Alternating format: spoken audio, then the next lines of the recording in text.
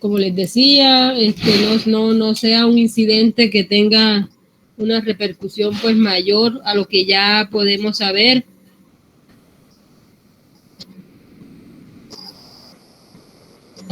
Sí, gracias, señor.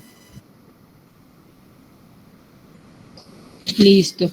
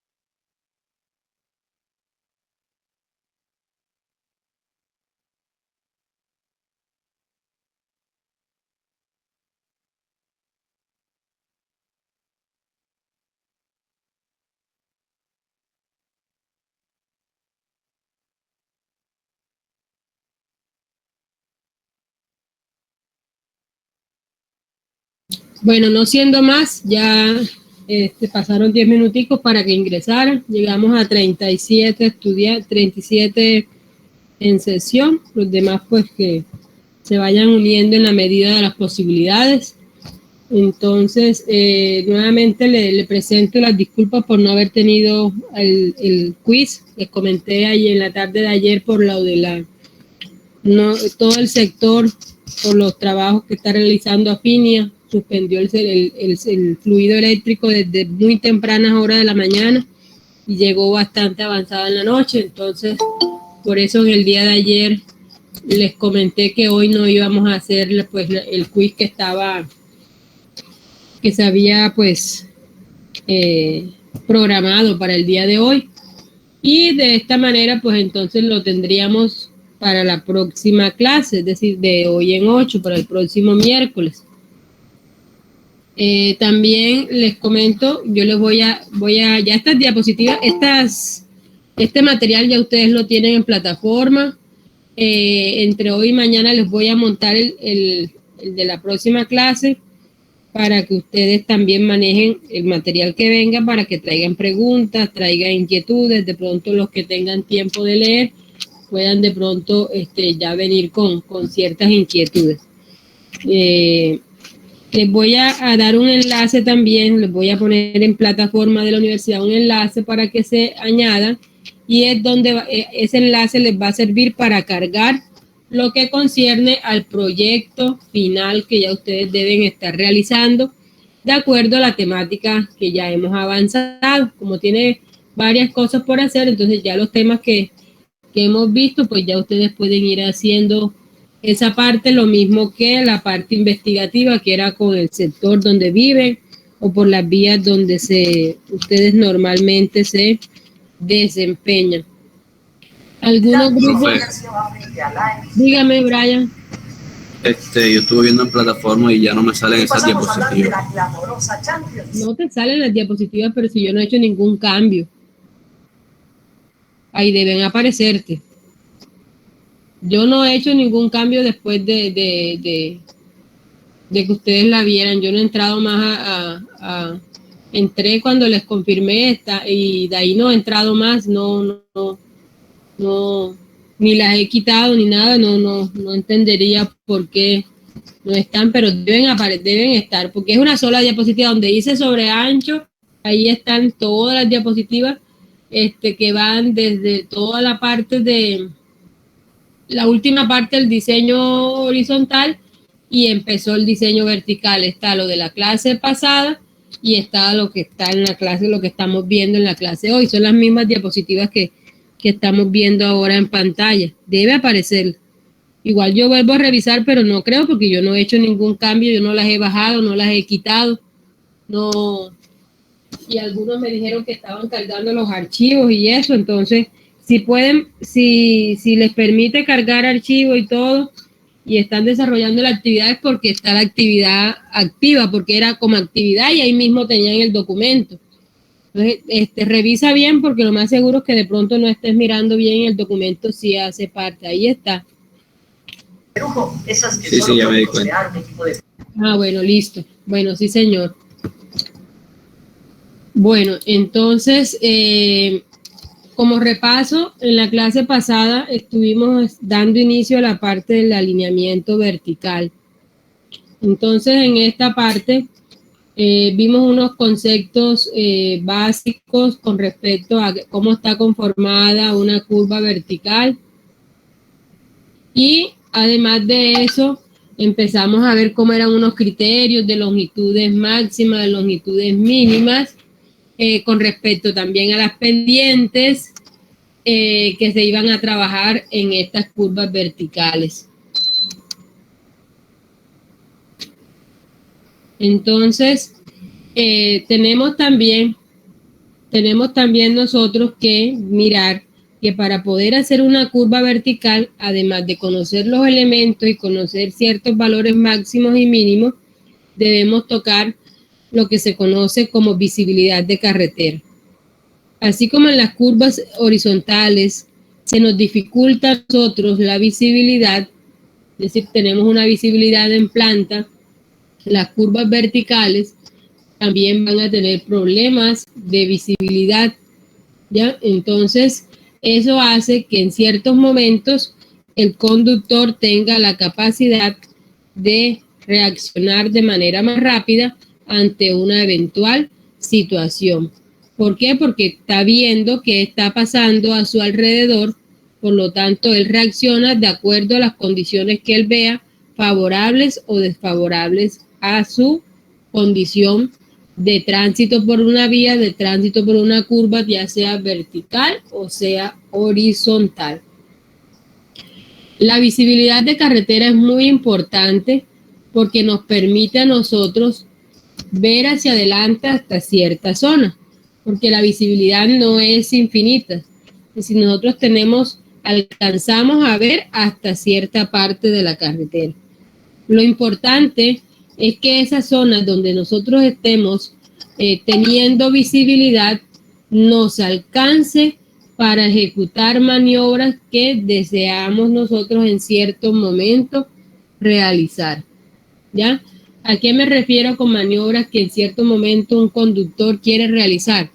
Maniobras como, por ejemplo, maniobras de adelantamiento, maniobras de parada, maniobras de cruce en donde puedes estarte casi que chocando con un vehículo, que uno le denomina como encuentro entre dos vehículos en una carretera, y estas carreteras pues van a ser aquellas que tienen unas condiciones mínimas, muy desfavorables y que generalmente se encuentran en territorios apartados, que son vías terciarias y que no cumplen con los requerimientos pues básicos de anchos de calzada que establece pues el manual de Invías y que lo hemos estado viendo en las distintas tablas que hemos venido manejando.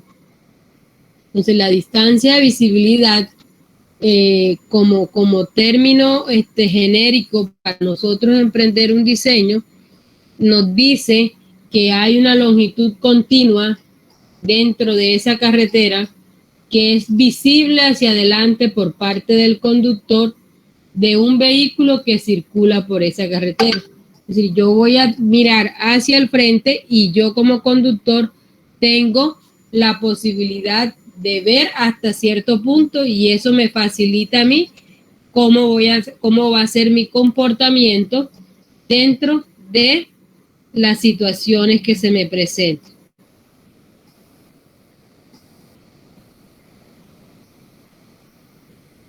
Entonces, miren lo que pasa. Una distancia de visibilidad debe permitir a los conductores desarrollar la velocidad de diseño, ¿ya? debe permitir desarrollar la velocidad de diseño.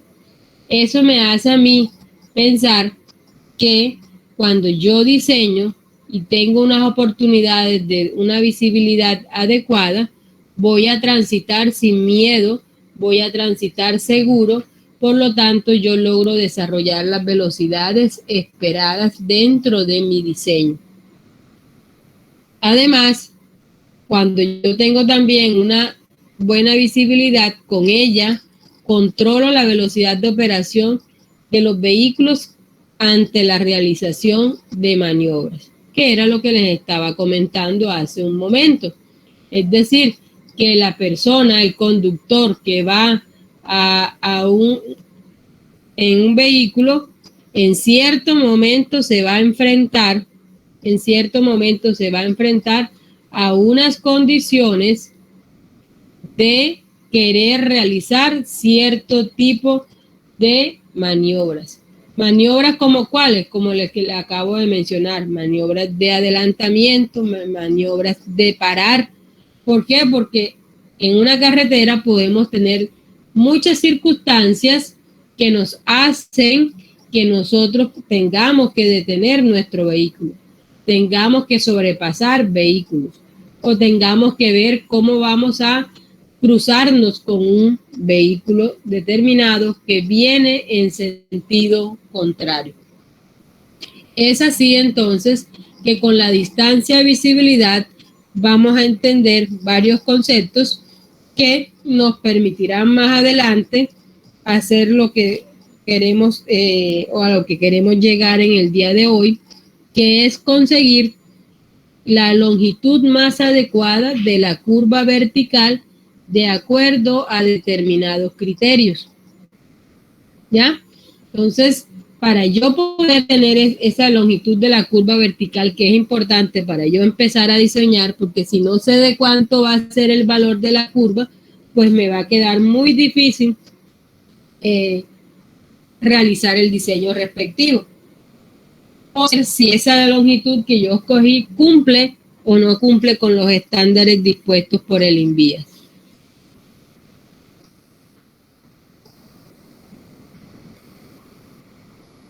Bueno, entonces siendo así, tenemos la distancia de visibilidad de parada.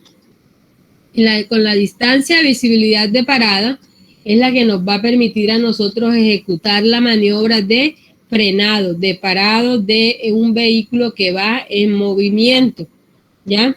Esta parada, ustedes le pueden buscar cualquier tipo de causas, ya sean casos fortuitos, casos de pronto que se salen de las personales o pueden ser por razón de los otros conductores o de eventos que se den en esa zona de la carretera.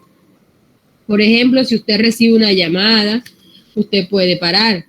Si usted ve que hay un animal atravesado en la carretera, se salió una vaca, un burro, de las zonas que están rurales, sobre todo donde hay algunos animales que se atraviesan en la carretera, usted puede frenar antes de llegar a donde encuentra esa vaca, ese toro, ese burro, que puede, si usted lo golpea, puede perder el control de su vehículo, puede matar al animal y usted también puede tener unas fatales consecuencias de ese accidente. Entonces puede darse, por ejemplo, que hubo un derrumbe, no se puede pasar y usted tiene que frenar antes de llegar a donde está ese material deslizado, ese material que interrumpe el correcto desplazamiento de los vehículos. Si hay de pronto un carro que se varó, se accidentó delante de usted y cuando usted llega usted ve que el carro está detenido, entonces usted para antes de llegar y estrellarse con ese vehículo. Y así sucesivamente podríamos mencionar cualquier situación generalizada que ustedes puedan encontrar al momento de ser conductores y que al transitar por determinada carretera pues se encuentren de manera, como les digo, fortuita o por condiciones pues de su propio vehículo o cualquier situación que se les presente. Entonces, esta distancia de visibilidad me permite a mí llegar hasta donde está el objeto que me está obstaculizando a mí el libre paso por la carretera y parar antes de chocarme con él. Entonces, la distancia de visibilidad la vamos a conocer con la abreviatura D sub P. Es esta que está aquí. Tenemos D sub P. ¿Qué significa? ¿Qué significa distancia de visibilidad de parada? Entonces me dicen acá, distancia para que el conductor de un vehículo que circula aproximadamente a la velocidad de diseño pueda detenerlo antes de llegar a un obstáculo fijo que aparezca en su trayectoria. Entonces la idea de esta distancia es que usted, como lo dice ahí, usted pueda ver, identificar, tomar una decisión y poder activar los frenos y detenerse de tal manera que no llegue hasta el lugar y sea un percance no bueno para el conductor, si no se llega a dar cuenta con tiempo y frena con tiempo. Esta distancia de visibilidad de parada está compuesta a su vez por dos distancias. La distancia que está aquí a la derecha, esta distancia de percepción-reacción, DPR, y la distancia D sub F, que es la distancia de frenado. Están asociadas cada una a un tiempo que transcurre entre el hecho, entre que usted se da cuenta y se da el hecho, se ejecuta cierta actividad. Por ejemplo, la distancia de percepción-reacción obedece a la distancia recorrida por el vehículo en el tiempo de percepción-reacción. ¿Qué es eso? Usted como conductor percibe el vehículo, percibe el objeto extraño o lo que le aparezca en la carretera que lo está obstaculizando, lo percibe y reacciona. Si usted ve que es un problema que tiene que frenar, usted va a activar los frenos. Entonces reacciona y activa, se da cuenta, percibe y reacciona activando los frenos.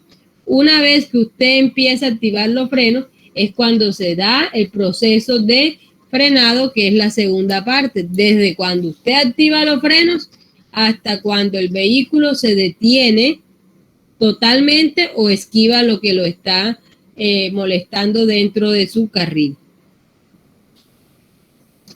Entonces, ambas distancias son importantes porque la suma de las dos nos va a permitir a nosotros calcular la distancia de visibilidad de parada. Aquí encontramos que la distancia de visibilidad de parada es igual a DPR más distancia de frenado. Es decir, es igual a la distancia de percepción-reacción más la distancia de frenado. Aquí lo podemos ver en la gráfica. Vemos las tres posiciones que tiene el vehículo. Aquí la primera indica a dónde está el vehículo cuando percibe el objeto. Ya, esa es la posición que tiene el vehículo cuando el conductor percibe el objeto. De ahí va a transcurrir un tiempo y él va a tomar la decisión de activar los frenos. Entonces, desde aquí hasta cuando empieza a activar los frenos, está la primera distancia, que sería la distancia de percepción-reacción. A partir de cuando el conductor empieza a meter los frenos, entonces viene la segunda distancia hasta cuando el carro se detiene o continúa esquivando ese objeto que encontró. Entonces, lo que está en amarillo corresponde a la distancia de percepción-reacción. Lo que está en verde correspondería a la distancia de frenado. Y lo que voy a colocar en rojo, entonces, que va desde aquí hasta esta parte de acá, sería lo que se conoce como la distancia de parada, que sería la sumatoria de las dos distancias como anteriormente les dije, DPR más DF. ¿Alguna pregunta hasta aquí?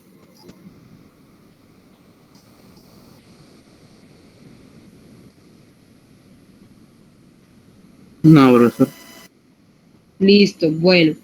Entonces, vamos a tener que de esta forma nosotros vamos a calcular las distancias. Y la sumatoria me va a dar la distancia final de P, que es la distancia de parada. Ahora, como las tengo por separado, yo tengo que calcular esos dos valores y sumarlos. Para hallar el DPR o la distancia de percepción-reacción, la cual está asociado al tiempo de percepción-reacción, TPR, tendríamos que mirar que los estudios ya han encontrado cómo reaccionan los conductores ante la eventualidad de que se les presente un objeto extraño o una situación extraña al momento de conducir y que necesiten o ameriten detener su vehículo. El conductor ha tenido una respuesta entre 0.5 a 4 segundos el tiempo que demora en percibir y reaccionar.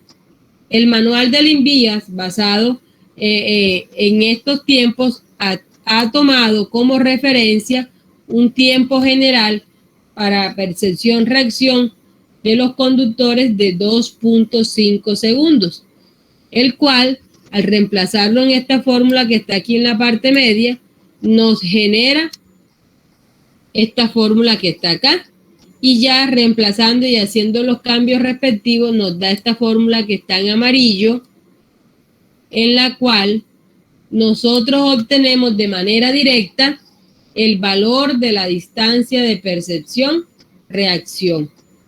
Obtenemos de manera directa el valor de la distancia percepción-reacción, que no es otra cosa que multiplicar 0.694 por la velocidad que se desplaza el vehículo al momento de sufrir el percance. Esta velocidad tiene que ir de la mano con las velocidades permitidas en el tramo de carretera evaluado. Si son velocidades para las cuales no está diseñada la carretera, pues estamos entonces poniendo en riesgo con mayor razón la vida tanto del conductor que lo está haciendo como de los posibles conductores que puedan estar pasando en esos momentos por la misma vía. Entonces, este DPR ya me da una solución en metros y la velocidad pues se incluye en kilómetros por hora.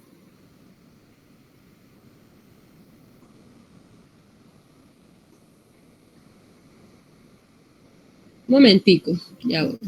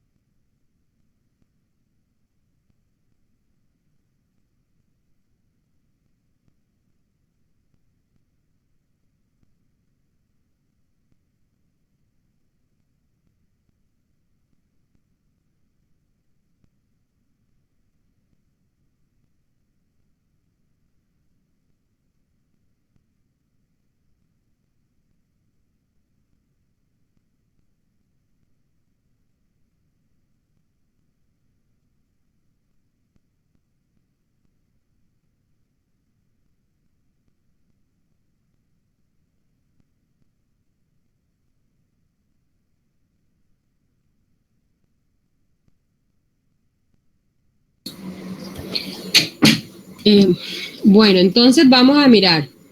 Esta sería la formulita que nos permite a nosotros hallar el DPR. Pero además de eso, también recordemos que la distancia de parada está conformada por dos distancias. Entonces tendríamos que tener también una fórmula que nos permita hallar la distancia que nos hace falta, que es la distancia de frenado. La distancia de frenado o D sub F estaría dada inicialmente por esta fórmula que ustedes ven aquí, pero que ha sido complementada y se ha llegado a esta expresión que está aquí amarilla. Las dos expresiones amarillas que le coloqué tanto para la distancia de percepción-reacción como la distancia de frenado son las distancias que nos permiten calcular la distancia total de parada. Cuando la vía sobre la cual ocurre el frenado se encuentra sobre una rasante de pendiente longitudinal P, que es esta que están referenciando acá, la distancia de frenado la tiene en cuenta. Además, también tiene en cuenta este factor que está aquí, que es el factor de fricción longitudinal, ¿ya? Y que se hace para pavimentos en condición húmeda, Aquí nosotros tenemos entonces que este factor nosotros no tenemos que calcularlo, lo vamos a sacar de una tabla que les voy a mostrar inmediatamente, en donde a partir de la velocidad que se esté trabajando, y es la misma velocidad que se va a incluir en la fórmula, pues vamos a tener un coeficiente ya dado, es decir, que nos lo van a entregar. No hay que hacer ningún cálculo mediante fórmulas ni nada, sino que ya la tabla pues está especificada. El valor de la pendiente, pues sí hay que hacer un análisis. Aquí sí hay que hacer un análisis. ¿Por qué hay que hacer un análisis? Porque aquí vemos dos signos. Vemos un positivo y vemos un negativo, ¿ya? Vemos un positivo y vemos un negativo. La pendiente la tenemos que colocar dentro de la forma. Aquí les doy las indicaciones en tanto por uno y les estoy diciendo que positivo obedece a pendientes ascendentes y negativo para pendientes descendentes, ¿ya? Pendientes ascendentes y negativo para pendientes descendentes. Ahora, ¿cuándo utilizo pendientes positivas y cuándo utilizo pendientes negativas? Recuerden que estamos hablando de la posibilidad de un vehículo de frenar, ¿ya? De frenar. Entonces, siempre va a ser más difícil frenar cuando estamos en una pendiente en bajada, ¿ya? Siempre va a ser más difícil frenar así. ¿Por qué? Porque el mismo vehículo, por las diferentes fuerzas que actúan, incluida la gravedad, ahí van a tener una fuerza que lo van a hacer llegar hacia la parte más baja, es decir, lo van a tratar de arrastrar. Y el mismo peso se lo va a llevar. Por eso ustedes ven que si usted va a empujar un vehículo que se varó en una pendiente, si usted medio lo empuja, él puede empezar a descender, aún si usted no sigue aplicando fuerza, aún si el vehículo está apagado. En cambio, para subir, si usted no lo mantiene empujando hacia arriba, es decir, que está empujando para subir el vehículo, ese vehículo no va a lograr subir. ¿Por qué? Porque la misma pendiente, la misma fuerza de gravedad que en un caso lo va llevando hacia abajo, en el caso de la subida, si usted no tiene una fuerza que contrarreste las fuerzas opuestas, se va a venir el vehículo hacia atrás. Entonces no va a poder subir. Como lo que queremos es frenar, y el caso más difícil es cuando vamos en bajada, sobre todo en pendientes mayores al 3%, que son los terrenos que hemos visto que ya dejan de ser planos, ¿verdad? Y que son los que empiezan a generar ya una problemática. Entonces aquí tenemos que debemos evaluar si la carretera pues es en un sentido o si la carretera es en dos sentidos. ¿Por qué? Porque siempre tenemos la tangente de entrada, la tangente de salida, cada una va a tener su pendiente. Yo evalúo las dos pendientes. Si es en un solo sentido, pues lógicamente tengo que mirar la menor que tenga y tengo que mirar cuál es la velocidad que me está afectando, es decir, que me genera a mí mi mayor problemática. Si yo tengo una carretera en dos sentidos, Cuando yo voy de subida, tengo una pendiente de +2, por ejemplo, +4, +6. Pero si viene un carro en sentido contrario, en la misma curva que yo estoy desarrollando, ese carro que viene en sentido contrario va a tomar esa pendiente ya no de manera positiva, sino de manera negativa, ¿ya? Entonces, lo importante es saber cómo voy yo a afectar mi vehículo y tomar la distancia que me está afectando más. Es decir, la distancia mayor es la que yo voy a estar tomando porque esa es la que en el peor de los casos voy a necesitar. Si yo cumplo para la mayor, pues lógicamente voy a cumplir para cualquier distancia menor como tal. Entonces aquí debo tener en cuenta si es una calzada, si es 2 calzadas, y cuando tengo en doble sentido, pues lógicamente debo analizar en esos 2 sentidos, porque lo que de ida era negativo, de regreso es positivo, y lo que es positivo de ida, de regreso es negativo. Se invierten las pendientes, que era lo que hacíamos cuando hacíamos el análisis de ruta. Ustedes se acuerdan que la pendiente cuando hacíamos la ruta de A a B era positiva y cuando hacíamos la ruta de B a A era negativa, y cada una iba a tener una afectación diferente. Entonces acá el proceso es similar a ese mismo porque obedece casi que a las mismas condiciones. Entonces miremos acá. Como dijimos que la distancia de visibilidad de parada era la sumatoria de las 2 distancias, ya en esta fórmula yo encuentro las 2 representaciones, tanto para la distancia de percepción-reacción como para la distancia de frenado.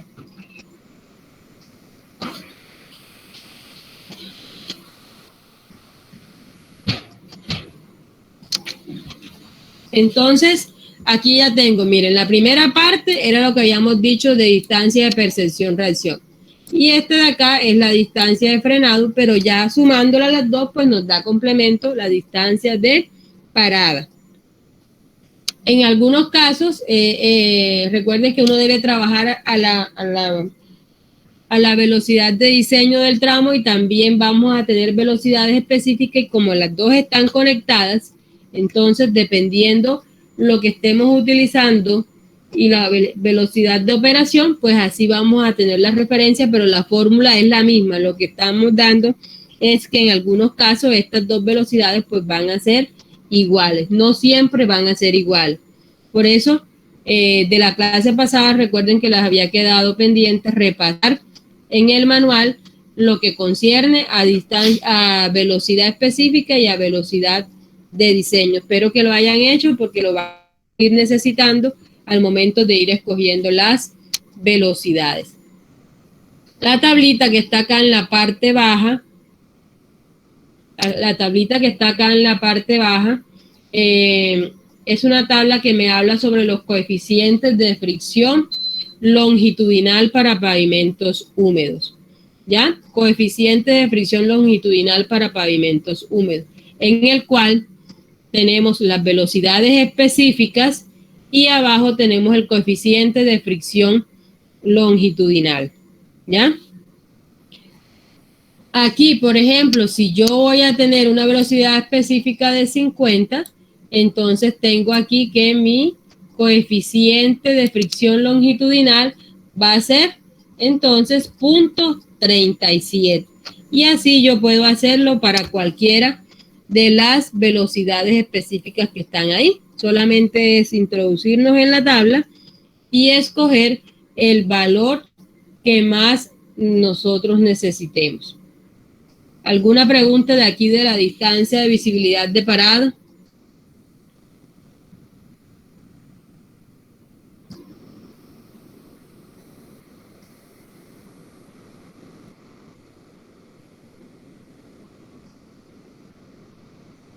¿Me puede repetir lo último que dijo que se me entrecortó?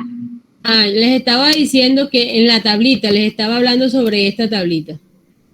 esta que está aquí, la que estoy señalando, esta tabla 4.6. Esta tablita simplemente usted se mete con la velocidad específica del elemento donde estamos circulando y entonces si es 90, tomamos un valor de coeficiente de fricción longitudinal de 0.315.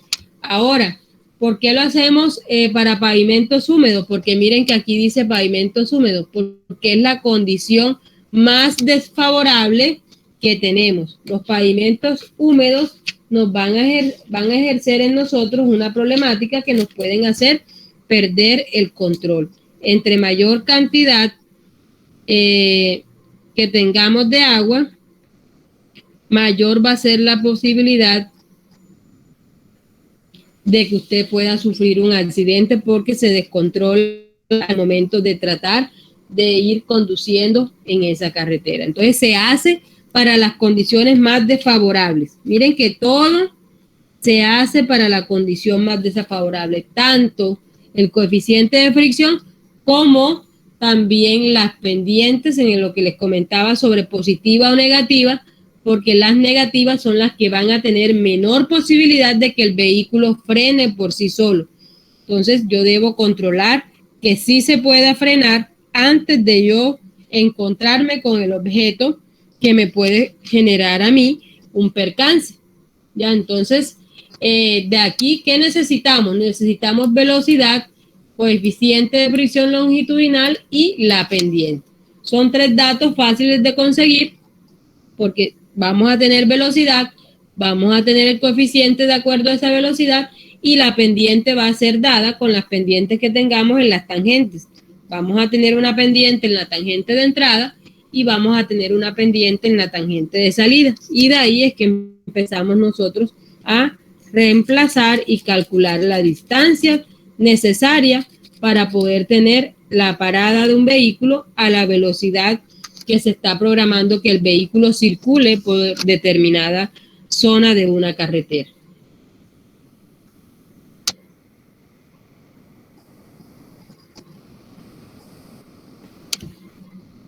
Bueno, entonces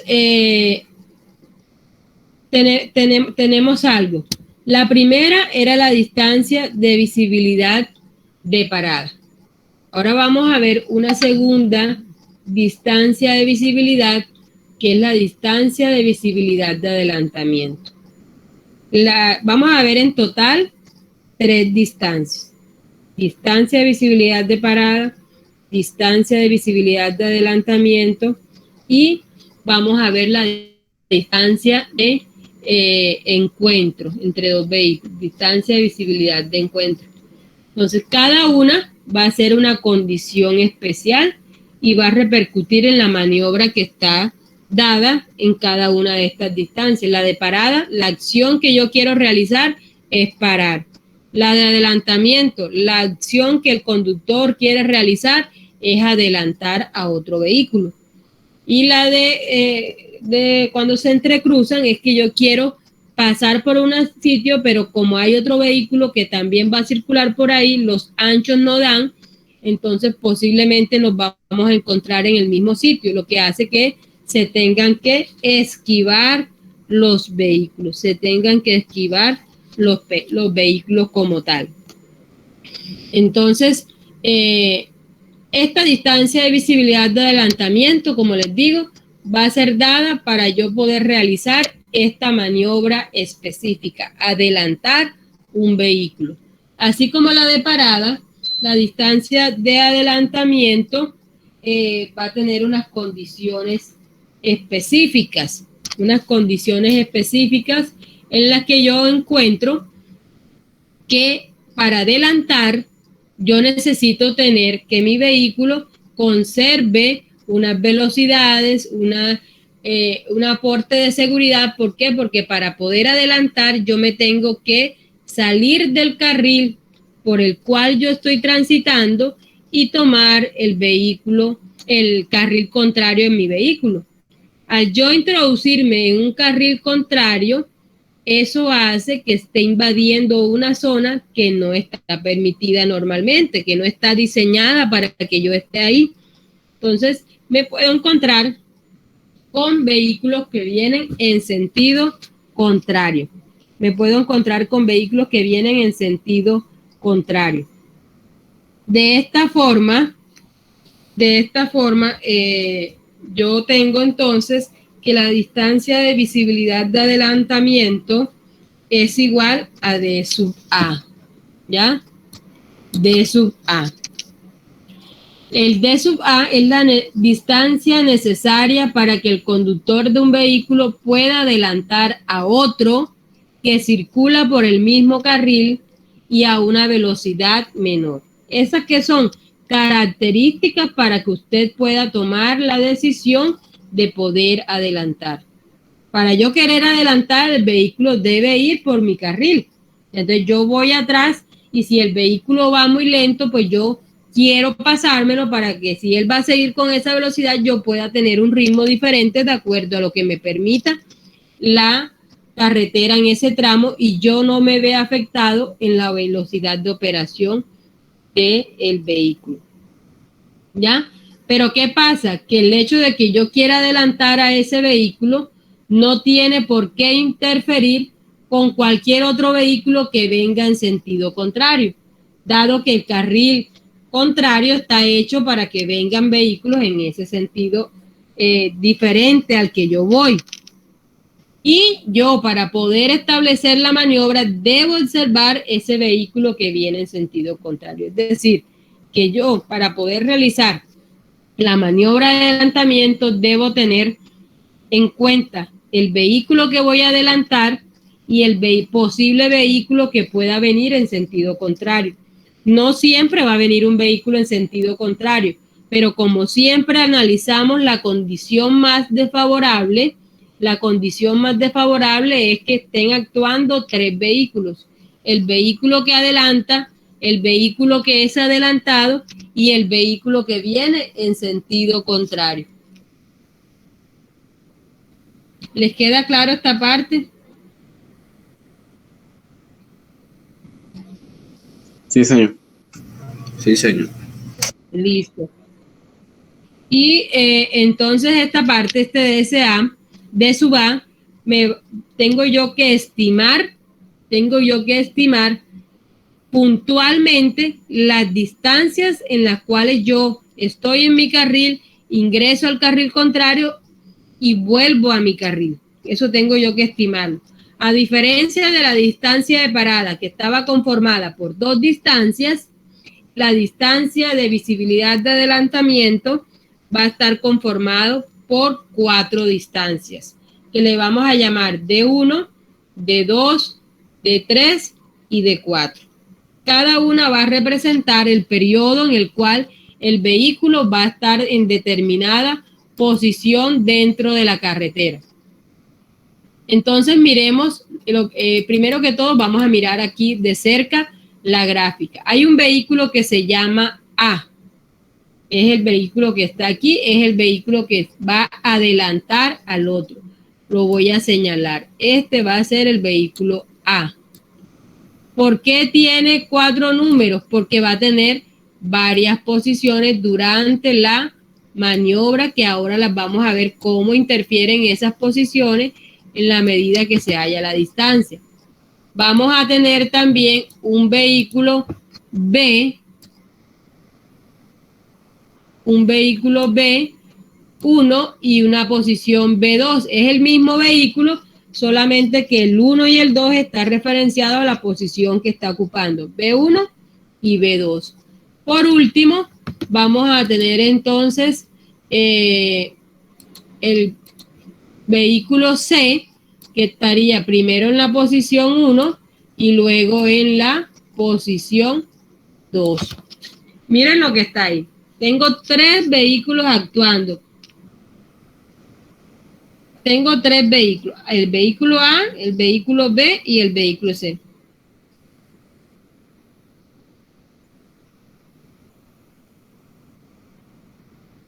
Bueno, entonces, eso me hace a mí pensar que toda esta zona que yo tengo aquí es una zona súper peligrosa. ¿Por qué? Porque yo voy a estar dentro de un carril que no es el que está diseñado para que yo esté transitando por el mismo.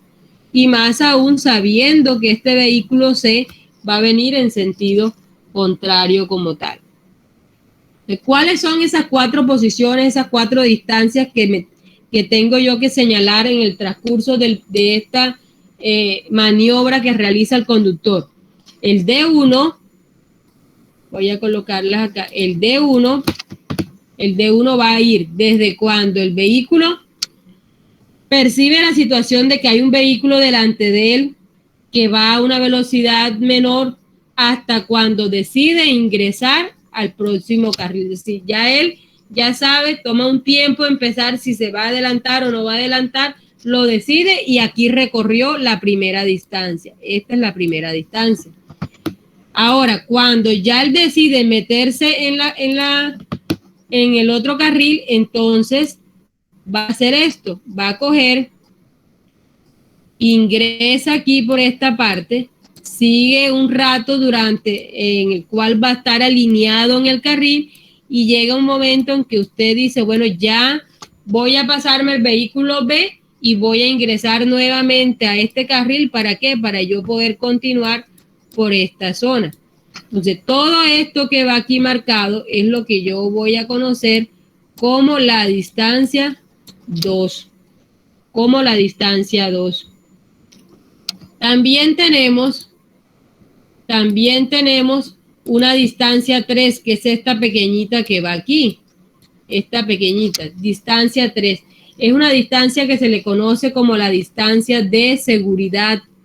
¿Por qué? Porque es lo que me garantiza que estos 3 vehículos que están aquí no se choquen, ni cuando va a ingresar acá al carril que le corresponde no se vaya a chocar con el B, es decir, que no lo vaya a tocar, ni mucho menos el carril que se viene desplazando en sentido contrario vaya a chocarse con el rojo antes de que logre ingresar al carril que le corresponde. Entonces es una distancia que se hace por seguridad, de tal manera que tengamos unas condiciones favorables para desarrollar la maniobra como tal.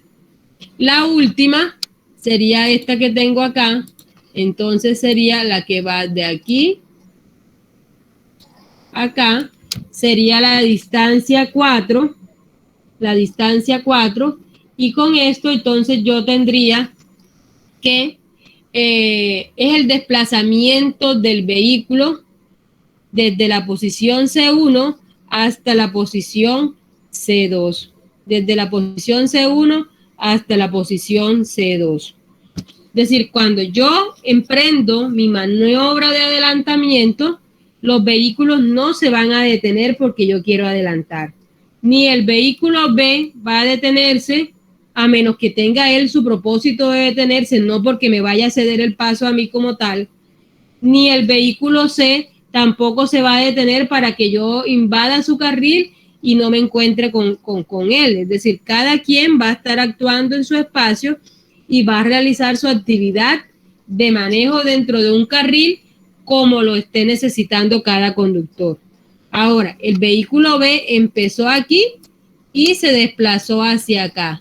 El vehículo C estaba acá y se desplazó acá. Ambos están en movimiento, ¿ya? Mientras tanto, el vehículo A va a hacer la maniobra, va a ingresar y entra al carril contrario, permanece un momento en el carril contrario y vuelve a ingresar a su respectivo carril, ¿ya?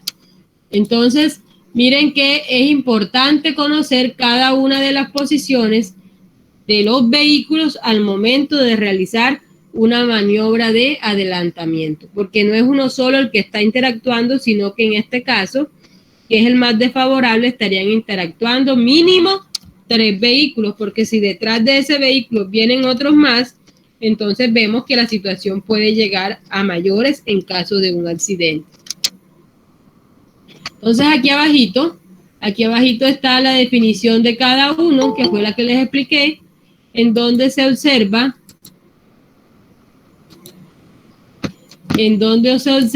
que la primera es la distancia recorrida durante el tiempo de percepción y reacción del conductor que efectúa la maniobra, que fue lo que les dije, mientras que él percibe y decide ingresar al otro carril.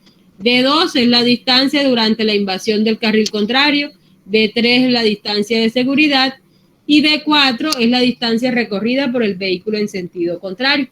Si yo sumo D1 más D2 más D3 más D4, entonces voy a obtener que como resultado voy a encontrar una distancia de adelantamiento, que esa va a ser la que yo estoy necesitando. De entrada se les tiene que decir que las distancias de adelantamiento son bastante grandes. Por lo tanto, no siempre las vamos a poder utilizar y no siempre las vamos a encontrar disponibles en una carretera. No siempre lo vamos a encontrar disponible. Aquí, eso nos permite a nosotros o nos ayudaría cuando estén ustedes en vías 2 a establecer las zonas en las cuales una carretera puede tener las situaciones de adelantamiento. ¿Por qué? Porque ustedes van a ver qué significan las líneas, cómo se demarcan, cómo se colocan y todo lo que tiene que ver con señalización, semaforización, flujo y todo eso tiene que ver con las condiciones características de la carretera en cuanto a velocidades y en cuanto a condiciones especiales que tenga. Aquí que en el chat, por favor, me dan presente para tomar la asistencia y aquellos estudiantes que estén utilizando un nombre que no sea con el cual aparece en lista, por favor, identificarse con el nombre para tomar la asistencia y no colocarle la falta. Les agradezco que cada uno lo vaya haciendo. Bueno, entonces, como les decía, tenemos de distancia de adelantamiento sumatoria de las 4 distancias que tenemos ahí. ¿Ya?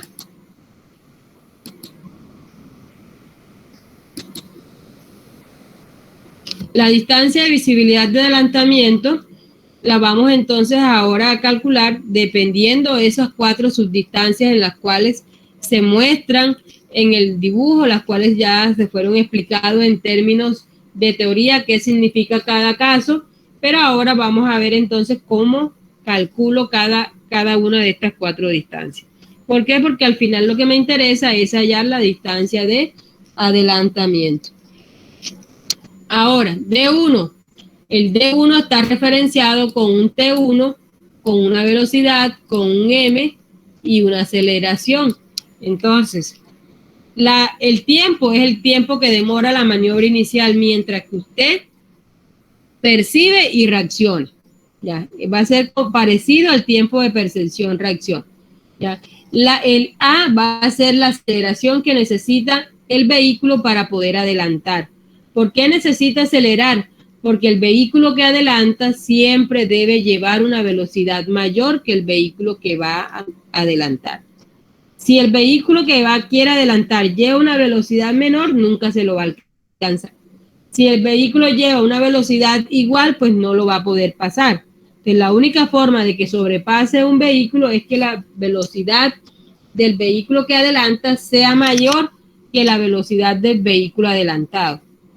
Pero esta diferencia entre las dos velocidades ya está estudiado y se ha estimado que para que un vehículo pueda adelantar con las condiciones de seguridad adecuadas, debe tener 15 kilómetros por hora por encima de la velocidad del vehículo que adelanta.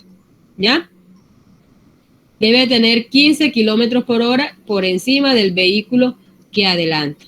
Entonces, eso es importante. Este valor de M está dado para que siempre haya una diferencia de 15.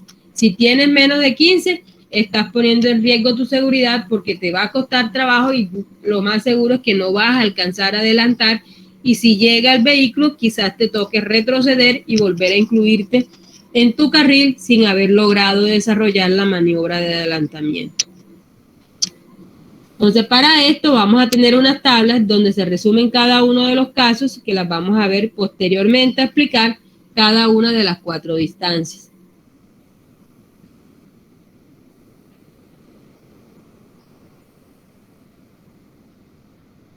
La distancia de visibilidad de adelantamiento con respecto a la parte 2, es decir, la D2, va a estar dada por esta pequeña fórmula que está aquí. Punto 287 la velocidad por el tiempo 2, donde el T2 va a ser el tiempo empleado por el vehículo adelantante después que invade el carril del sentido contrario hasta que regresa a su carril. Es decir, va a ser el tiempo que se gasta el vehículo mientras que invade el carril contrario, ¿ya? Porque en este momento de la distancia 2 se está realizando una invasión al carril contrario. ¿Por qué? Porque él salió percibió, reaccionó ingresando al carril contrario y luego esto se tiene que volver hasta el punto en que el vehículo vuelve a ingresar al carril que le corresponde. Este tiempo T2 del que nos habla la fórmula es un tiempo que varía entre 9.3 y 13.3 segundos. En la tabla les voy a explicar mejor porque ahí van a estar los rangos de velocidades, los rangos tanto del vehículo como del elemento, y ahí entonces van a ver cómo se distribuye, cuáles llevan menor tiempo, cuáles llevan mayor tiempo, y así se puede estimar la distancia D sub 2. Bueno, entonces la distancia de visibilidad de adelantamiento tiene un tercer componente, así como se ve en la gráfica. El tercer componente habíamos dicho que se simbolizaba como D sub 3 y que este componente era un factor de seguridad que se tenía para impedir que los tres vehículos colisionaran o se encontraran en un mismo espacio. Es decir, que se logre la maniobra, se logra adelantar, es decir, que no me choco con el vehículo que estoy adelantando, pero tampoco hay ningún inconveniente con el vehículo que viene en sentido contrario, ¿ya?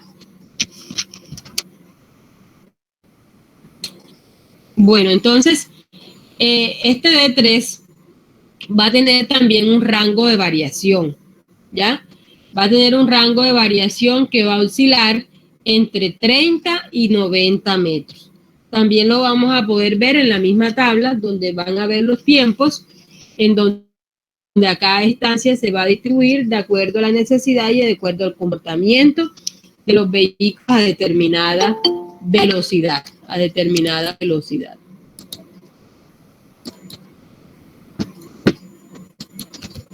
Me van llegando 46 estudiantes.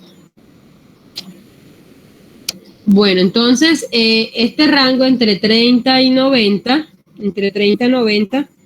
va a estar estipulado, como les venía diciendo, de acuerdo a las velocidades de los tramos, de acuerdo a las velocidades del elemento vehículo que está realizando esa maniobra de adelantamiento. En este caso también nosotros debemos observar que es muy importante que ninguno de los tres vehículos tengan ningún tipo de afectación. No es que el que adelanta le va bien, pero los otros se chocan, o el que viene de pronto pierde el control por tratar de nuevo. La idea es que su seguridad no se vea afectada, ¿ya? En lo posible, si usted no puede adelantar o no ve las condiciones, no lo haga. Sobre todo si se está desplazando a velocidades superiores a las cuales está programada la carretera como tal. ¿Por qué? Porque los choques que se dan a velocidades altas tienen resultados de complicaciones bastante fuertes, incluida la muerte. Mientras que los choques que de pronto puedan ocasionarse a mínimas velocidades, pues los efectos tanto del vehículo como de las personas que en ella van, pues van a ser también de tipo menor por la misma velocidad que maneja. Entonces, por eso, a medida que tengamos unas distancias mayores, vamos a hacernos la idea desde ahora que van a estar referenciados también a velocidades mayores.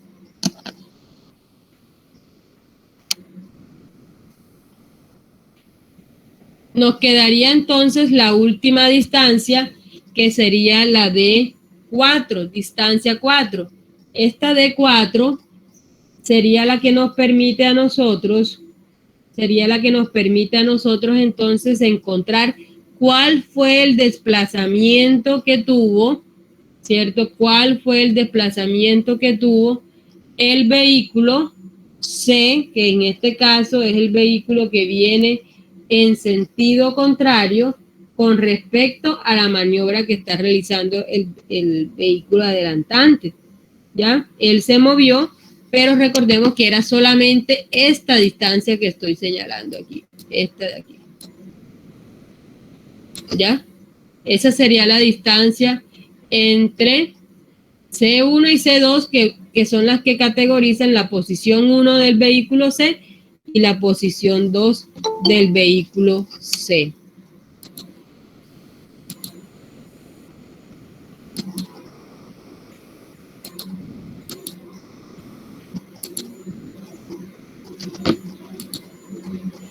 Listo, entonces tendríamos que ese sería nuestro D4.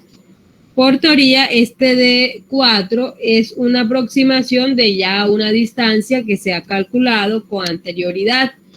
¿Cuál es esa distancia? La distancia de 2, es decir, la distancia en la cual el vehículo permanece recorriendo en el carril contrario, es decir, cuando está invadiendo el carril contrario.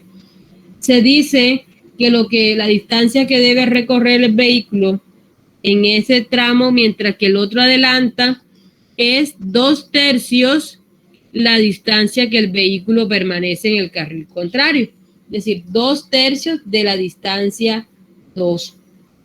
Debe haber entonces un porcentaje que se suma con el valor de seguridad para que ellos dos no se encuentren en el mismo territorio, ¿ya? Las velocidades en este sentido, recuerden que se deben manejar por encima del vehículo adelantante en 15 kilómetros por hora, mayor a la velocidad del vehículo que se está adelantando, ¿ya? Si el vehículo que se está adelantando tiene una velocidad de 40 kilómetros por hora, el que lo va a adelantar mínimo debe llevar una velocidad de 55. Debe tener esa diferencia de 15 kilómetros por hora para que pueda realizar la maniobra dentro de lo esperado, de acuerdo a los estudios realizados y de acuerdo a las condiciones que se trabajan a nivel colombiano.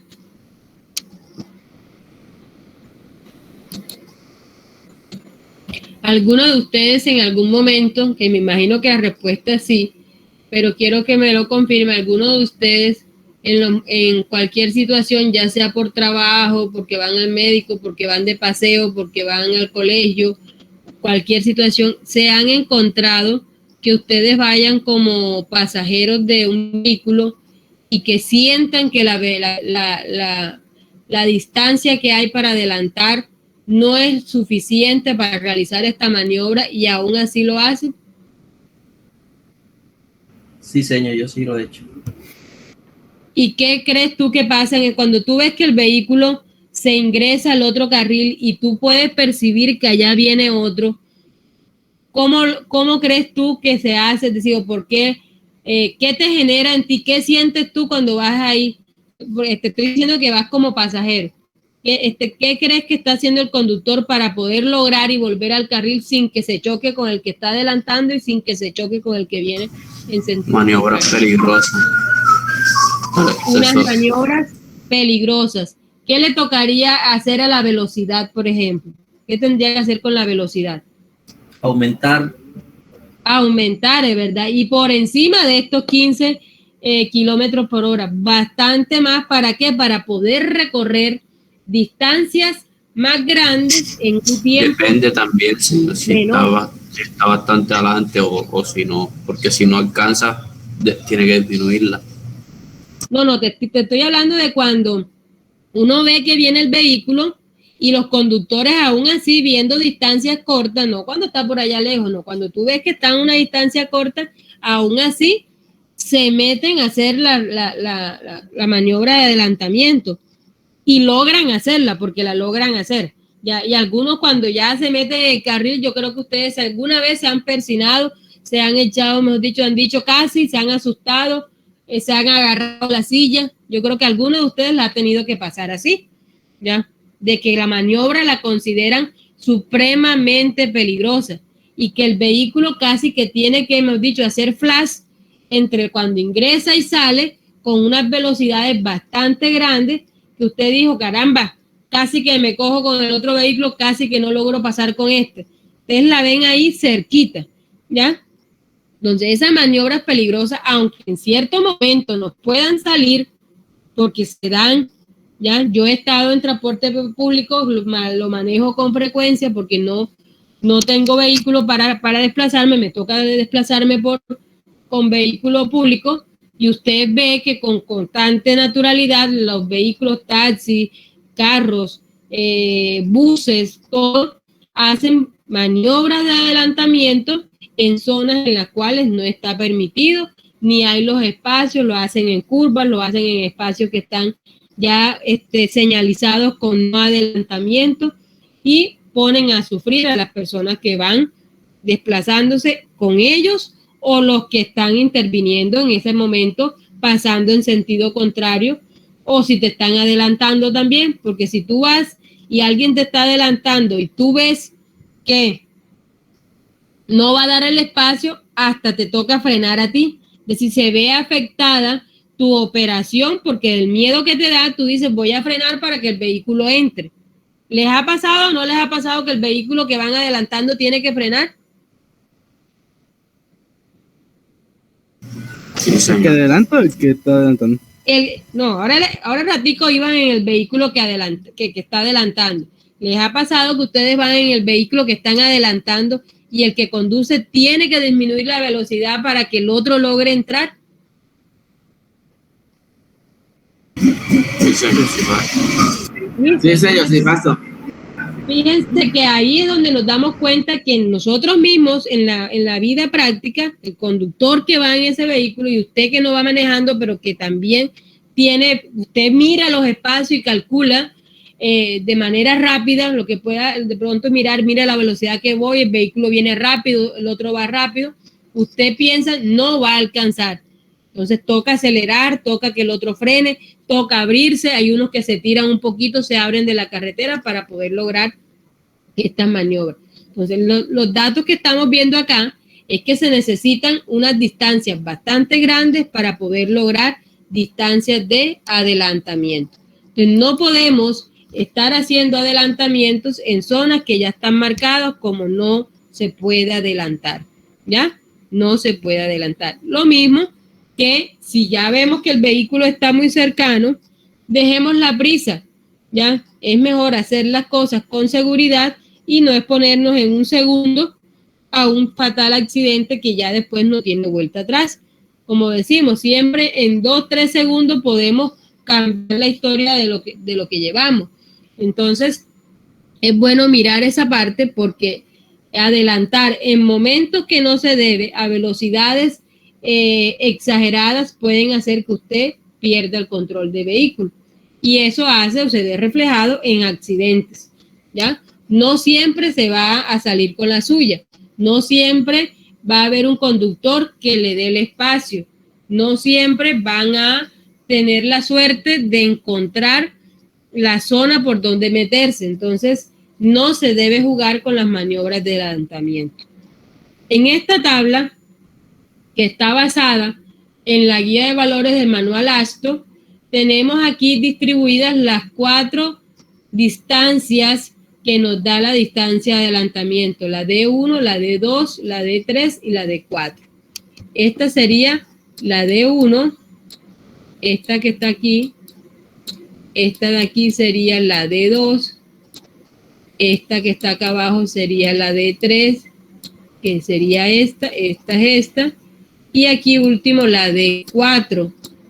La D4 es esta que está aquí, y la última, miren lo que dicen, distancia total, es decir, que es la sumatoria de las 4 distancias anteriores, es la sumatoria de las 4 distancias anteriores. En esta tabla, miren que tiene un doble título. La tabla dice componente de la maniobra, es decir, el D1, D2, D3, D4, pero acá en esta zona tenemos un doble título. Aquí tenemos de primera forma el rango de velocidades específicas del elemento que efectúa la maniobra. Y en la parte de abajo observamos entonces la velocidad del vehículo que adelanta. Miren que son dos títulos diferentes. El rango de velocidades específicas del elemento en donde se realiza la maniobra y la velocidad del vehículo que adelanta. Entonces, las dos son necesarias porque yo necesito saber cuál es la velocidad del elemento para poder ver qué llevo o qué puedo hacer, y también necesito saber cuál es la velocidad del vehículo que está adelantando. Entonces, aquí está dividido por rangos, ya que tienen un comportamiento pues relativamente parecido de acuerdo a sus valores. Por ejemplo, si tenemos un rango entre 50 y 65 de velocidad del elemento, el vehículo podría estar transitando a una velocidad aproximadamente de 56.2 en promedio, de acuerdo a esta tabla, y con ella ya tendríamos entonces aquí abajito las características tanto de aceleración y tiempo para ese rango. Miren que la aceleración va cambiando en la medida que va cambiando la velocidad. A mayor velocidad, pues tengo que acelerar más. Por eso la aceleración tiene valores que van aumentando. El tiempo también se ve afectado. Si tengo mayor velocidad, pues voy a necesitar mayor tiempo. Por eso esto oscila entre 3.6 y 4.5. La distancia recorrida va a estar entonces reemplazando en la fórmula entre un rango de 45 y un rango de 113. 45 este valor que está aquí y 113 este valor que está acá. ¿Listo? Ese sería para mí, aquí lo dice, mi D1, este que está aquí. Este. ¿Qué tendría que yo mirar? El resto de las D, D2, D3, D4 y hallar el D final. Les decía que el T2 va desde 9.3 hasta 11.3. Este rango también miren que va aumentando. A mayor velocidad yo voy a necesitar mayor tiempo para ejecutar la maniobra. Y la distancia recorrida también va a tener que darse en mayor medida. ¿Por qué? Porque si usted va efectuando una maniobra con una alta velocidad, eso va a necesitar entonces un recorrido más largo para que usted pueda tener la facilidad de hacer la maniobra sin interferir con los vehículos que están circulando dentro de la carretera al mismo tiempo, ¿ya? Entonces aquí, por ejemplo, para entre 50 y 65 tenemos un tiempo de 9.3, pero para 96 y 110 vamos a tener un tiempo de 103. Como se les da un mayor tiempo, pues entonces vamos a tener una mayor distancia, ¿ya? Una mayor distancia, con lo cual cada vez que tengamos velocidades mayores vamos a tener entonces por ende una sumatoria de distancias que me conforman la distancia de adelantamiento más grande, ¿ya? Cada vez va a ser más grande. El vehículo a mayor distancia va a necesitar, a mayor velocidad va a necesitar mayor distancia para realizar la maniobra. Distancia de 3, ¿ya? Distancia de 3. Entonces, tenemos que la distancia de 3 oscilaba entre 30 y 90. Miren que a medida que aumenta la velocidad, acá donde tenemos una velocidad promedio entre 100, tenemos una distancia de 90. Entonces, ocurre lo mismo para cada una de las distancias. A medida que yo voy aumentando la velocidad, los factores también van aumentando porque voy a requerir mayor distancia para poder realizar esta maniobra de adelantamiento. Entonces empezaríamos con un mínimo de 30 y terminaríamos con un máximo de 90. Eso sería con lo que trabajaríamos en este caso. Entonces también tendríamos un D4, que sería la última distancia que necesitamos para poder hallar la distancia de adelantamiento. Ese D4 entonces estaría marcado que como es una distancia que va a recorrer el vehículo en sentido opuesto, también va a estar determinada por la velocidad que éste lleve. Si él viene a mayor velocidad, va a recorrer mayor distancia. Si él viene a menor velocidad, va a recorrer menor distancia. Entonces, a medida que aumentamos la velocidad, también se aumentaría el rango de la distancia de 4 para poder conformar la distancia de adelantamiento total. Entonces, aquí en este caso iríamos desde 97 hasta 209.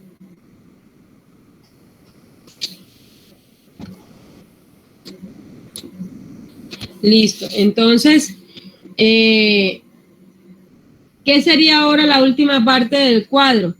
La última parte del cuadro sería la sumatoria de D1 más D2 más D3 más D4. ¿Ya?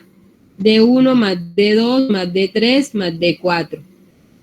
En ese caso, entonces, aquí sumaríamos 45 más 145 más 30 más 97 y nos estaría entonces dando este resultado de 317. Lo mismo haríamos para el rango que va entre 66 y 80, entre 81 y 95 en velocidad del elemento, y miren que para velocidades mayores ya estoy necesitando ya más de medio kilómetro, estoy ya acercándome a 1 kilómetro de longitud. Para velocidades de 80, 90, que son las que más se encuentran en las carreteras colombianas cuando vamos a una velocidad grande, miren que necesitamos alrededor de casi 600 metros en el momento de nosotros disponer de una distancia para realizar esta maniobra. Son distancias grandes. Entonces, por eso se dice que la distancia de adelantamiento no se puede realizar todas las veces. ¿Por qué? Porque no siempre tenemos esos espacios, así como lo está señalando la tabla. En el caso de que yo no tenga esos espacios, ¿qué toca hacer? Toca señalizar en el plano. Hay un plano que se llama de señalización cuando usted hace el diseño geométrico, y ahí usted establece cuáles van a ser las zonas que van a tener adelantamiento, posibilidad de adelantamiento, y cuáles van a ser las zonas que no.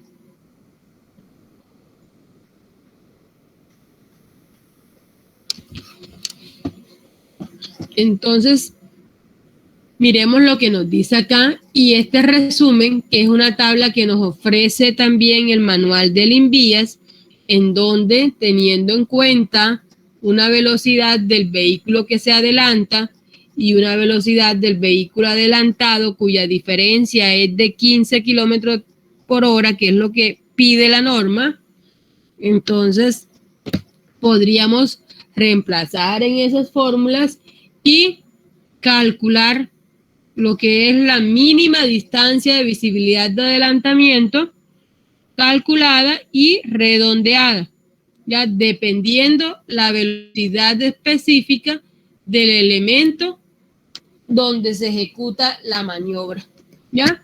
Entonces, tomemos un ejemplo aquí. Si yo tengo que la velocidad del elemento es 60 kilómetros por hora, entonces aquí tenemos que el vehículo adelantado tiene 51, me toca subirle los 15, daría 66, y con esto tendríamos una mínima distancia de visibilidad de adelantamiento de 407, que se redondea a 410. Esta es una tablita muy parecida a la que habíamos trabajado con radios mínimos. Recuerden que teníamos una tablita de radios mínimos en los cuales podíamos observar para las diferentes velocidades cuál era el radio más pequeño con el cual se podía trabajar, pero que este radio mínimo no significaba que todas las circunstancias en donde se viera la temática íbamos a tener radio mínimo, sino que era la indicación de la unidad de elementos más pequeña que podíamos contar para poder diseñar. Pero si había ese elemento con unas condiciones superiores, pues íbamos a estar del lado de la seguridad. Ahora, miren acá esta tabla que es muy importante. Les estaba mencionando que cuando usted como diseñador hace un diseño geométrico ya completo, usted debería entregar un plano de señalización. Eso consiste en especificar los tramos donde se van a realizar esos adelantamientos. Entonces, el manual del INVIAS nos pide que hagamos un análisis por tramos de 5 kilómetros en los cuales se evalúe si se cumple o no se cumple con estos criterios que están aquí. Es decir, que para tramos de 5 kilómetros y dependiendo la velocidad de diseño del tramo homogéneo, yo debo diseñar con un porcentaje en el cual se puede adelantar en esa vía. Para carreteras con velocidades pequeñas, el porcentaje que yo tengo la oportunidad de adelantamiento en tramos de 5 kilómetros es de 20%.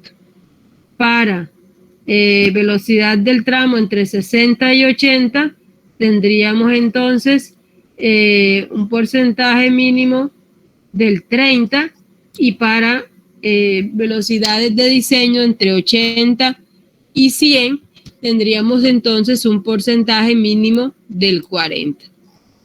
Miren que aquí a medida que va aumentando la velocidad, hemos ido aumentando el porcentaje de carretera en los cuales se pueda marcar de que sí se puede adelantar. ¿Por qué? Porque son las carreteras primarias en donde debemos conservar un flujo vehicular controlado con características de operación buenas, de tal manera que el desplazamiento de ese flujo de vehículos tan grande que pasa por ellos no se vea afectado ni se vean disminuidas las condiciones de operación de los vehículos como tal. ¿Ya? Entonces, esto se hace para tramos de 5 kilómetros. Yo debo garantizar estas condiciones teniendo en cuenta la categoría y teniendo en cuenta que son carreteras que van a disponer de unas velocidades. Aquí ya se han establecido unos rangos de velocidades y esas velocidades tienen mucho que ver con la categoría de la carretera, del estado de la carretera y todo lo que usted pueda verificar de manera externa en la vía. Entonces, lo mínimo que vamos a tener en carreteras que tienen una baja velocidad es un 20% y acá vamos a tener un 40%. Si la carretera tiene más de distancia de adelantamiento más que el 40%, pues estaríamos bien, porque ahí dice mínimo, no dice que no se pueda tener un poco más del valor mínimo. Entonces eso sí es claro, estos son valores mínimos, pero cualquier cantidad adicional que se le pueda dar, si se puede dar en las condiciones seguras, se le da. Si es insegura, pues por lo menos se debe tratar de mantener estos porcentajes que nos está recomendando el INVIAS.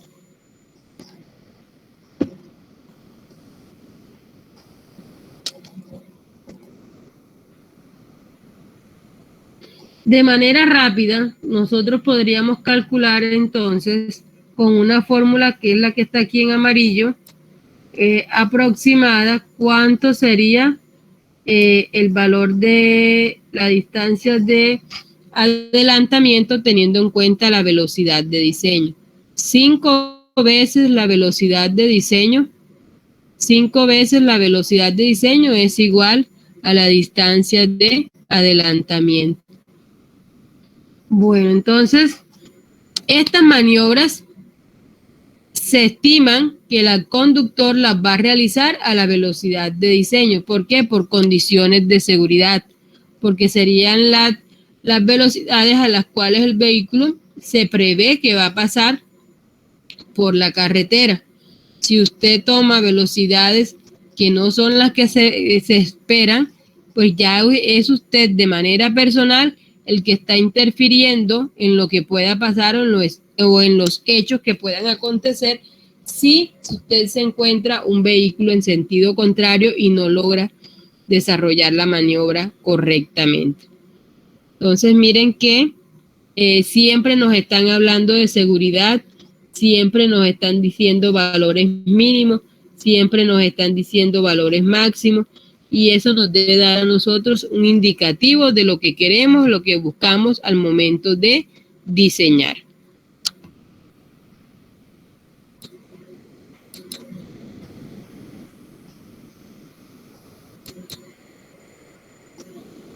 ¿Alguna pregunta de la distancia de visibilidad de adelantamiento?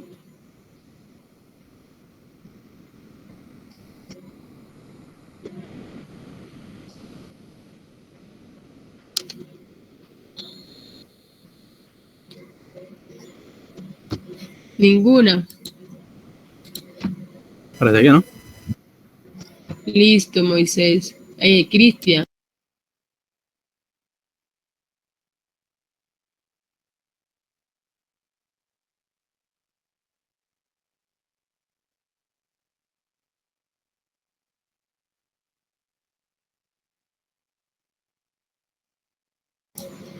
Entonces tendríamos que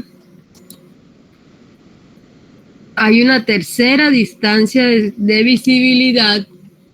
Hay una tercera distancia de visibilidad que esta se deja para unas zonas más apartadas, unas zonas con unas características de calzada muy escasas, generalmente para vías terciarias, las cuales pues no tienen un carril para cada vehículo, sino que las zonas son limitadas. Por lo tanto, como dice acá, los vehículos van a tender a encontrarse y tienen que realizar maniobras para esquivarse el uno al otro para que puedan pasar por determinado lugar. Entonces, aquí, esta sería la última distancia de visibilidad que vamos a ver en el día de hoy y que son las que vamos a estar utilizando. De las tres, la que vamos a estar utilizando de manera constante y la que nos ofrece lo que estamos buscando para el cálculo de las curvas verticales, pues va a ser la distancia de visibilidad de parada, porque esa nos va a permitir a nosotros conocer el criterio de seguridad para la longitud de las curvas verticales. Entonces, por eso es supremamente importante la primera de las distancias de visibilidad. Sin embargo, como esta también existe, pues la vamos a tocar, pero ya sabemos que está excluida para ciertas zonas, ciertas circunstancias que no siempre se van a dar y que la mayoría de las carreteras que están categorizadas como, la mayoría no, las carreteras que están categorizadas como secundarias y primarias, pues nunca van a tener que el carril de ida sea el mismo carril de venida como tal, ¿ya? Entonces no van a encontrarse con una necesidad de tener que calcular distancias de visibilidad de encuentro. Bueno, entonces la distancia de visibilidad de encuentro es esta fórmula que tenemos aquí abajo. Es un poquito larga. Esta fórmula nos permite a nosotros calcular ese D sub E, que viene siendo la distancia de visibilidad de encuentro. Miren que D sub A, D sub E y D sub P. Todas tres tienen un nombre parecido, pero la letra de subíndice hace referencia a cuál actividad va a ser el conductor: parada, adelantamiento o encuentro, ¿ya? Esa es la única diferencia en la simbología. Ahora, como se tienen que encontrar los vehículos y los caminos son tan estrechos, lógicamente estos vehículos no pueden ir a desarrollar unas velocidades grandes. No lo pueden hacer ni que quieran, porque si desarrollan velocidades grandes se van a chocar en menos de nada. ¿Por qué? Porque los espacios no están y al acelerar pues puede que venga algo y te chocaste. Generalmente tienes que ir a velocidades bajas y estas velocidades oscilan alrededor de los 10 kilómetros por hora al momento de cruzarse un vehículo con otro, de 10 kilómetros por hora. ¿Ya? Entonces, fíjense la diferencia entre las distancias anteriores con esta distancia. ¿Por qué? Porque las velocidades anteriores podían llegar en las tablas 110, 100 y piquito. Eso hace que manejemos todas las velocidades presentes en nuestras condiciones colombianas. Mientras que acá, por ser unas condiciones de precaria situación, el vehículo tiene que ir alrededor de 10%, donde se ha visto mermado con gran facilidad la capacidad de operación de estos vehículos. Especialmente también si van cargados, si cómo está el suelo y todo lo que ustedes puedan añadirle, si hay una temporada de lluvia, todo esto se le puede añadir y puede complicar cada situación. Entonces acá, para esta fórmula yo necesito conocer la velocidad de diseño, el factor de fricción longitudinal y la pendiente. Acá están por separado, es decir que no hay que estar viendo, sino que tenemos la pendiente positiva y la pendiente negativa. Esto está dado para que los vehículos se encuentren, como les digo, a una velocidad de operación de 10 kilómetros por hora, y que la reacción, el tiempo de reacción que tenga el conductor para esto sea de 1 segundo. Es decir, que el tiempo es supremamente bajo porque vas tan lento que te percatas de la situación con facilidad en 1 segundo.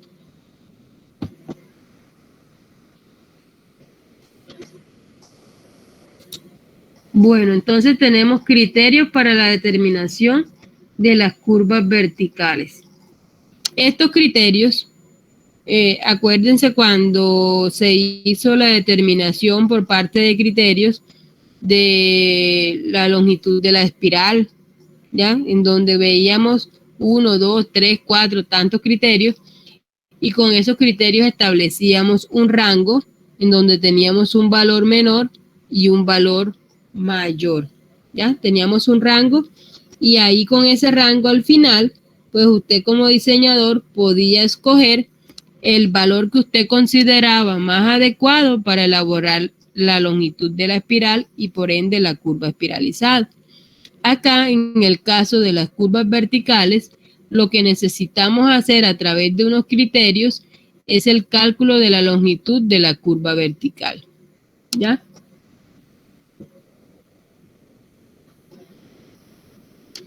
Entonces, vamos a empezar con el primer criterio.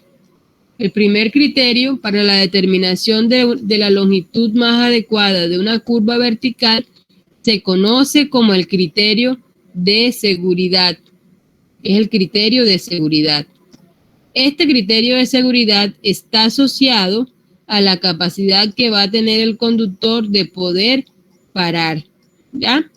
De parar y, por ende, entonces lo vamos a asociar con la distancia de visibilidad de parada. Por eso se llama longitud mínima de curvas verticales con visibilidad de parada. De allí se debe este nombre. Además, nos dice que las longitudes mínimas de una curva vertical debe ser suficiente para que se dé el cambio gradual entre las dos pendientes. Recuerden que una curva vertical siempre va a tener una pendiente de entrada y una pendiente de salida. Cuando les hablan de las pendientes son esas, la pendiente de entrada y la pendiente de salida. Y que esas dos pendientes van a estar conformando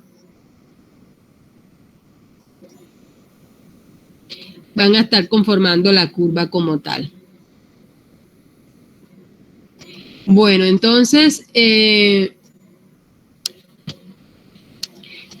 al momento de yo tomar una pendiente, yo debo hacer un tránsito seguro y cómodo desde la tangente de entrada hasta que logro salir en la tangente de salida.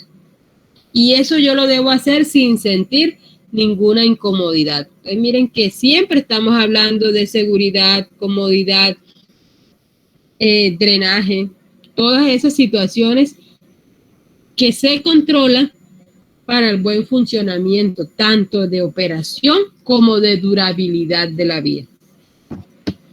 Veamos entonces qué debo tener yo en cuenta para que una curva vertical le pueda establecer el criterio de seguridad. Primero que todo, debemos saber que hay varios tipos de curvas verticales como tal, ¿ya? Están las curvas verticales convexas, que son estas que van aquí así.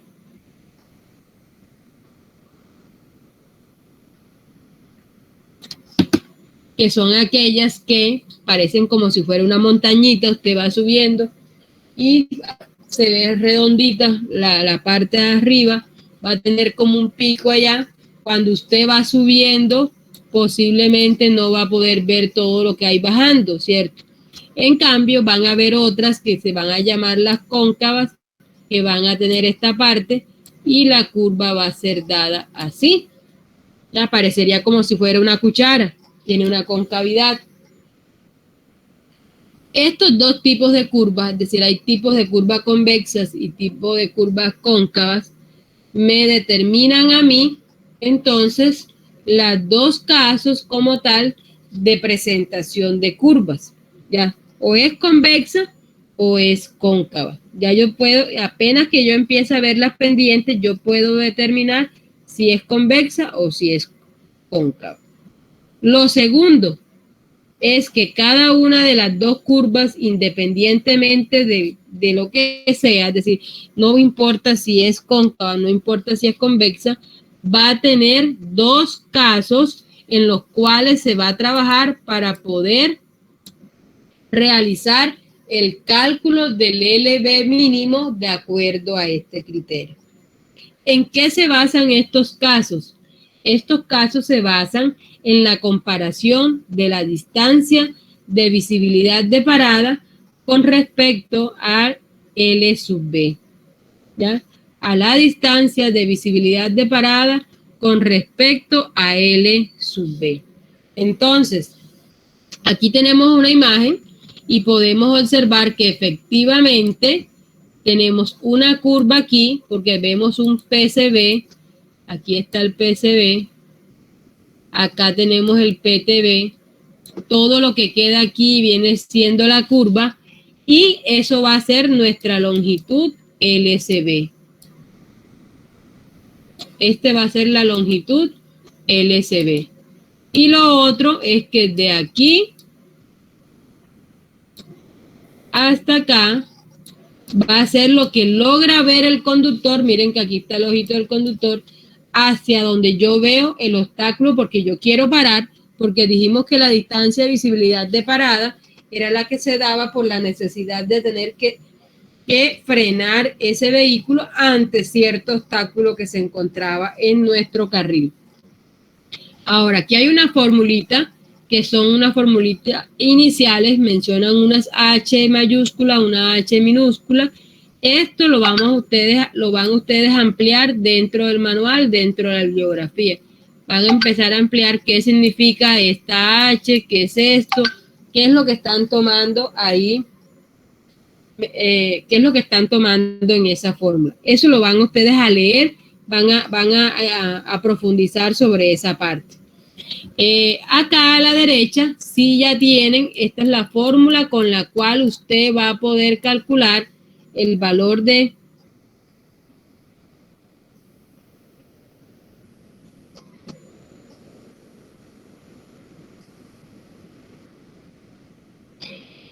van ustedes que calcular el valor de L sub B teniendo la fórmula que está aquí. ¿Qué dice la fórmula? Que L sub B va a ser igual a 2 veces el valor de la distancia de visibilidad de parada menos 658 sobre I. Esa es la fórmula que está. Es decir, para el caso 1, que asume esta condición, porque no es otra cosa que asumirla, porque no sabemos si se va a dar, vamos a poder utilizar esta fórmula que está acá. ¿Ya? Esta fórmula que está acá.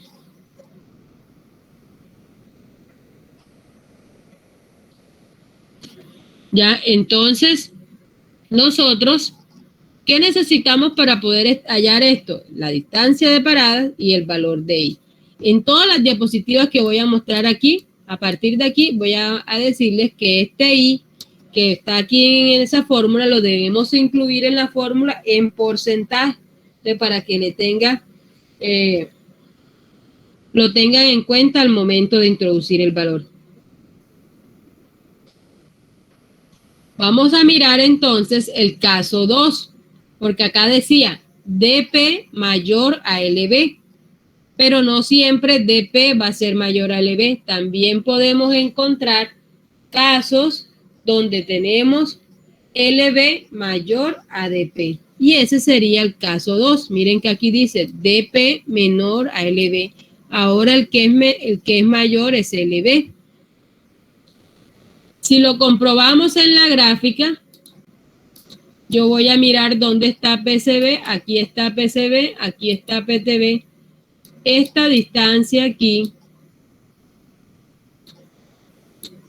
va a ser la que se conoce como la distancia, la longitud de la curva vertical. Y lo que puede observar el conductor, miren que aquí está el conductor y aquí está el obstáculo, es esta distancia. La distancia que puede observar el conductor es mucho menor que la distancia completa,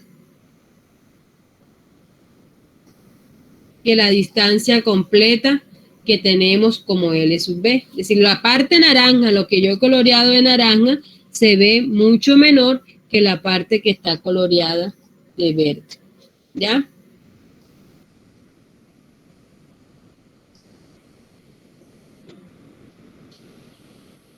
Aquí tenemos también que observar que hay una definición que se da en curvas verticales y es que LB es igual a K sub B por I.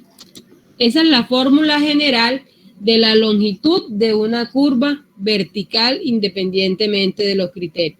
Entonces, en algunos casos como este, se hace fácil que usted identifique cuál es el valor de K, es decir, es todo lo que acompaña ahí.